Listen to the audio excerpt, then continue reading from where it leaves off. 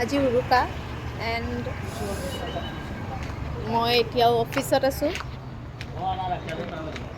অফিচত বেয়া লাগিছে বহুত, ঘৰ যাব মন গৈছে, মানে যাম ঘৰ, বাট মে বি বহুত ৰাতি হ'ব গৈ পাওঁতে। চ' উৰুকাৰ ফিল ল'ম মানে এতিয়া গুৱাহাটীত। চ' অফিচৰ টি ব্ৰেক, তো মই উৰুকাৰ সন্মুখত বজাৰ এখন বহিছে, বজাৰখন দেখাওঁ আপোনালোকক। সেয়া অফিচৰ পৰা ওলালোঁ, সেইবাৰে দেখিছেনে বজাৰ এখন আছে যে, সেই বজাৰখনলৈ গ'লোঁ আমি, বোলো কিবা এটা ঘৰলৈ সৰু এটা বস্তু যদি পাৰোঁ লৈ যাওঁ। এইটো মা কৰাই নি? কেনেকৈ দিছে?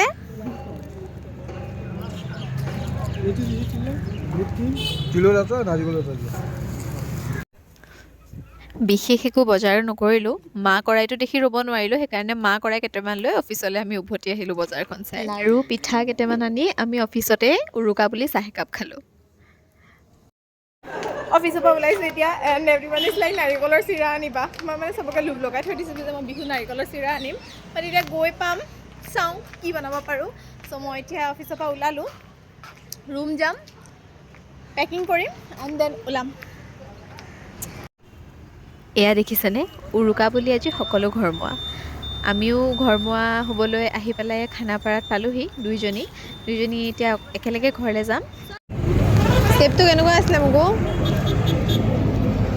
তাইৰ বিহুৰে ফূৰ্তি নে কি নাজানো, ৰাস্তাই পদূলিয়ে সেয়া বিহু ষ্টেপ নাচি ফুৰিছে, গৈ পেলাই হেনো কিবা ৰীল বনাব বোলে। অৱশেষত ৰৈ আমাৰ বাছখন আহি পালে আৰু আমি দুইজনী বাছত বহিলোঁ।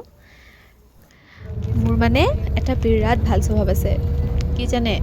এই বাছত উঠাৰ লগে লগে মোৰ বিৰাট ধুনীয়া টোপনি এটা আহে। আৰু মোৰ ভণ্টিৰ, তাইতো জীৱনত কেতিয়াও নাটকে শেষ নহয়।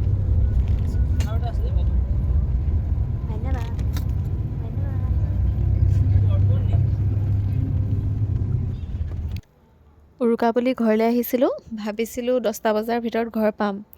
ৰেড বাছত বাছখন বুক কৰোঁতেও তেনেকৈ লিখা আছিল যে 10টা বজাত তেজপুৰ পাব, কিন্তু এয়া দেখিছেনে, ৰাতি 11টা বাজিছে আৰু বাছখন আমনিত খাবলৈ ৰখাইছে।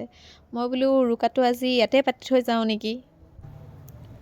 অৱশেষত আমি আহি দোলাবাৰী বাইপাছ পালোঁ আৰু তেজপুৰ সোমালোঁ।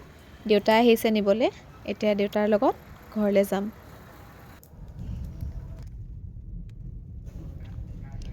যিমানেই ঘৰৰ কাষ পাইছোঁহি তিমানেই মানে মনটো ভাল লাগিছে যে বিহু বুলি ঘৰখন কিবাকৈ দেখা পালোঁ। এয়া আহি জুইকুৰা দেখি মনটো একদম শান্তি লাগি গৈছে। ফাইনেলি ঘৰ পালোঁহি, চকুন পালোঁ চকুন। উৰুকা বুলি আহিছিলোঁ, পাওঁতে 12টাই বাজি গ'ল, বিহুৱে সোমাই গ'ল। হ'ব আৰু জীৱন। And here comes the best part of Uruka. ইমান ভোক লাগিছিল, পেটটো খালী কৰি আহিছোঁ, ভালকৈ খাম। And good morning. কালি শুলোঁ, এতিয়া ৰাতিপুৱা অকণমান উঠা দেৰি হ'ল। একে আন্ধাৰতে আমি মেজি জ্বলাবলৈ নাপালোঁ যদিও আমি গোটেইখিনি ওলাই মেলি এতিয়া মেজি জ্বলাবলৈ যাম। আচলতে সৰুৰ পৰা দেউতাই কয় যে টাউনত ডাঙৰ হৈছোঁ যদিও পৰম্পৰাটো হেনো শিকিব লাগে, সেইকাৰণে সৰুকৈ মেজি ঘৰ এটা আমি প্ৰত্যেক বছৰে সাজোঁ। আৰু এইবাৰো একো ব্যতিক্ৰম নহয়, এইবাৰো আমি সৰুকৈ মেজি ঘৰ এটা সাজিছোঁ আৰু এনেকৈ সকলো একগোট হৈ পেলাই সেই মেজিটো জ্বলাইছোঁ। আৰু এয়া দেউতা আৰু ভাইটিয়ে মেজিটোত জুইকুৰা লগালে আৰু এতিয়া আমি যিসমূহ নিয়ম আছিলে সেই নিয়মসমূহ কৰি পেলাই সকলোৱে মেজিৰ জুইৰ ওচৰত একেলগে এটা সেৱা ল'লোঁ। আৰু তাৰপিছত আমি বোলো পিঠা পনা খাব লাগে।